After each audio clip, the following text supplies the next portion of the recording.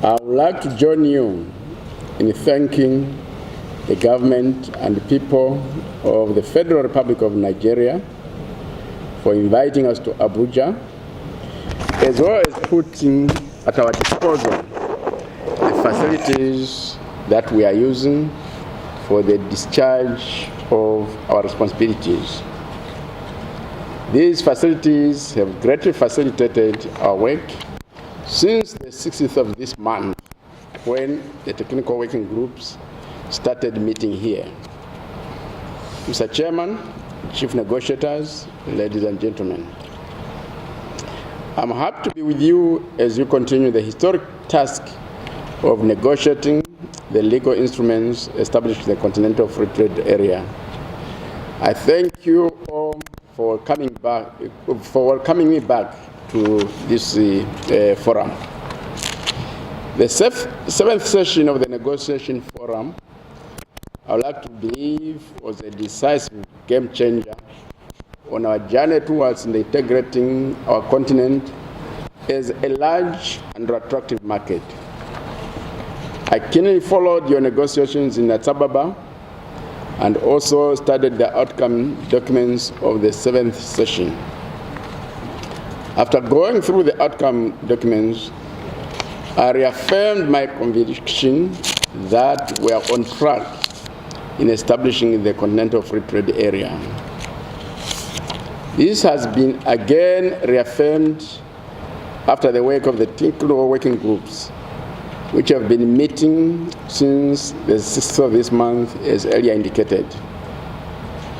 We can indeed see the proverbial light at the end of the tunnel. It has been a long journey, 8 sessions today, and almost concluding. We are on the eve of ending with the desired results. And I think that's the purpose of the stock-taking exercise that you have agreed upon. Mr. Chairman, Chief Negotiators, ladies and gentlemen, you are meeting here today with a solid background of preparatory work done by the technical working groups. In this connection, I'd like to point out that this session of the Continental Free Trade Area Negotiation Forum will consider and finalize recommendations coming from technical working groups and the dedicated session on trade in goods.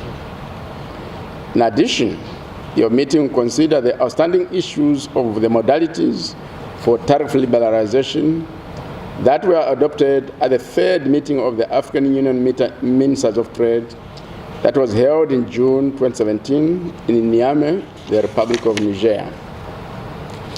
To capstone it, you also consider the draft text of the agreement establishing the Continental Free Trade Area, the draft protocol on trade in goods, the draft protocol on trade in services, and their annexes and appendices. These form the core of the legal text which must be concluded for the launch and operationalization of the Continental Free Trade Area. With your passion and resolve, I'm very confident that you'll be able to conclude the work on these texts within the assigned time frame in order to enable the ministers meet the deadline set and reaffirmed by the Assembly of the African Union Heads of State and Government. The African Union senior trade officials and ministers of trade await your outputs from this meeting from the 26th of this month to the 2nd of next month. Mr. Chairman, Chief Negotiators, ladies and gentlemen, since this is likely to be the last round of negotiations in this phase of establishing the Continental Free Trade Area, I would like to record our appreciation of the contributions made by the regional economic communities and our technical partners throughout this process. And these technical partners are the United Nations Economic Commission for Africa, the United Nations Conference on Trade and Development, and the African Development Bank. We highly value your work and thank you very much. Let me also stress that our collaboration does not end here. The journey continues as we consolidate the process of improving the quality of life of the African people through implementation of the provisions of the legal instruments establishing the Continental Free Trade Area. I've listened with the happiness the words of commendation that we've extended to the staff of the DTI department. I'm sure they are also very happy to note that you value their contributions. So I join you in thanking them very much for their selfless service to Africa. I was in October this year in a meeting of the Afro Champions Club, jointly headed by Chairman Aliko Dangote and former President Thabo Mbeki. These are Africans who believe deeply in the promise and good prospects of our continent. The Afro Champions Club awaits with enthusiasm the establishment of the Continental Free Trade Area. They want to be part of it, and it is their #1 priority in their work. They are very much ready to invest in it. The Afro Champions Club joins the growing circle of our allies from African business houses that are interested in the development of the Continental Free Trade Area. I reported to you during the 7th session of the negotiating forum in Addis Ababa that the members of the Pan-African Chamber of Commerce and Industry have positioned themselves to invest in the Continental Free Trade Area. They are ready to support the Continental Free Trade Area through investments, production, and trade as soon as it is established. All they ask is for a Pan-African payment system to facilitate trade across the continent. As African Union Commission, we'll be working with the African Export Bank, based in Egypt, and other financial and banking institutions across the continent on how to bring it into existence. We are broadening the circle of supporters by coming up with new programs. We are in the process of mobilizing resources for the establishment of an African Business Council, which, once established, will enable us to expand and deepen our engagement with the African private sector. We'll also be appointing a Continental Free Trade Area gender mainstreaming expert, and the process of recruitment is at the advanced stages. Furthermore, we'll be taking to the coming session of the Executive Council and the Summit a draft Pan-African small and medium enterprise strategy aimed at promoting continent-wide startups, innovation, and business incubation, which in turn will promote entrepreneurship and labor-intensive industrialization. Mr. Chairman, Chief Negotiators, ladies and gentlemen, as always, this process of negotiations is member state driven. We are here to fully support you in the discharge of your important and historic duties. You determine the direction in which Africa should move with regard to your mandate of negotiating legal instruments establishing the Continental Free Trade Area. Again, let me say it, we are here to support you. As we support you, we will sometimes render advice. Let me hasten to say that the advisory process is highly democratic. Just as much as it is our democratic right to render advice to you, it is also your democratic right to accept or reject that piece of advice. And I believe this is a very fair process. It is in this spirit that I will now offer my views on some of the issues that have a bearing on the status of the Continental Free Trade Area and its legal provisions. First of all, alignment is key to ensuring that all of us move in the same direction and at the same pace as we continue the journey of attaining the vision of the African Union Agenda 2063 already outlined above. In this journey, We must align the legal provisions underpinning the establishment of the Continental Free Trade Area with the 1991 Abuja Treaty establishing the African Economic Community. This is necessary because the Continental Free Trade Area is a building block lying between the third and fourth stages outlined in the Abuja Treaty on the establishment of the African Economic Community. Within the same spirit of alignment, the Continental Free Trade Area will be joining other institutions in the evolving African Union system, such as the one existing, like the African Union, which is at the pinnacle of the system, the Pan-African Parliament, among other existing Pan-African institutions, as well as the planned African Central Bank, African Monetary Fund, and the African Investment Bank. I do not need to list all the organs making up the evolving African Union system. All that I can emphasize at this stage is that the institutions and programs of the Continental Free Trade Area should be so designed as to fit seamlessly in the emerging African Union system.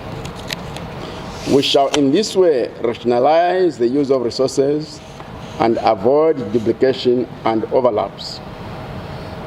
The second issue that I would like to raise is that beyond the set of documents that you'll be taking to the ministers through the senior trade officials and the negotiating forum, you should also come up with very clear recommendations to the African Union Ministers of Trade aimed at building momentum from the time that the basic documents are recommended by the Ministers of Trade for adoption by the Assembly of West State and Government in January 2018 to the time of signature and ratification of legal instruments establishing the Continental Free Trade Area.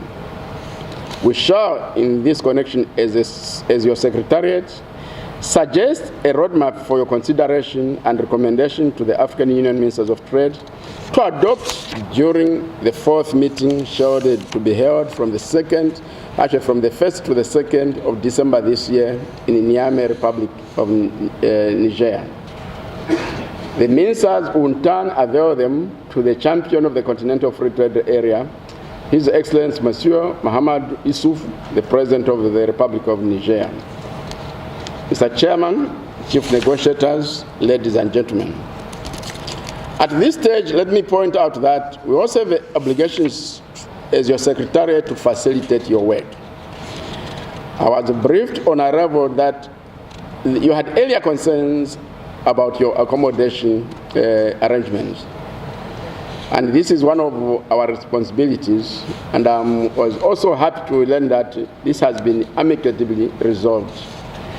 I'm really very happy to hear that we are now able to work in very conducive arrangements. However, one issue that remains outstanding is the unacceptable poor quality of translation services. I've been briefed that the translation services are so bad that a common economic concept, in fact industry, has been translated into Arabic as industrial babies. Fun and ridiculous as this may sound, this is very bad and cannot be tolerated. I sincerely apologize for the shortcomings in our translation services. I assure you that all the legal instruments going to the heads of state and government will undergo thorough scrutiny in order to ensure that the translations in all the working languages of the African Union are of high quality and convey the right meanings. Mr. Chairman, Chief Negotiators, ladies and gentlemen, my conviction is that after the conclusion of your work during the course of this week, we will all be able to look back on the road traveled with pride. And we also look at the road ahead, and I believe it will be one of promise. You have achieved a lot in laying the foundation for the establishment of the Continental Free Trade Area. Those who said it cannot be done in 2012 and 2015 are obviously joining the ranks of Afro-pessimists, and these are getting fewer and fewer by the day. Ourselves and the rest of the world see an Africa of change, an Africa of opportunity, an Africa of promise, and an Africa of prospects for a better future out of the negotiations that you have been undertaking. It is appropriate at this stage that I congratulate you all for the stamina and resilience in creating a strong foundation for Africa's long-term prosperity by bringing into existence a continental free trade area. I cannot single out any one of you for these positive developments. You have all worked as a team and with a common purpose. You have all worked very hard, you have worked very smart, and you have worked very diligently. I thank each and every one of you with a deep sense of gratitude. Your high sense of common purpose is serving Africa very well. I urge you to maintain it. Africa is watching you with appreciation. You are bringing Africa where she needs to be, and that is determining her future by creating a unified market, a borderless continent for her people, goods and services. And this is in line with the dream of Kwame Nkrumah, the dream of the Lagos Plan of Action, and the dream of the Abuja Treaty, all of which have been operationalized through the African Union Agenda 2063 and its 10-year implementation plan. Now is the time for you to do the final lap and the right thing, which is to deliver. You can do it. It is all very possible. I urge you to do it. I'll stop here and wish you fruitful deliberations. And it is now my honor and privilege to officially declare the 8th meeting of the negotiating forum officially opened, and I thank you for your kind attention. Well done.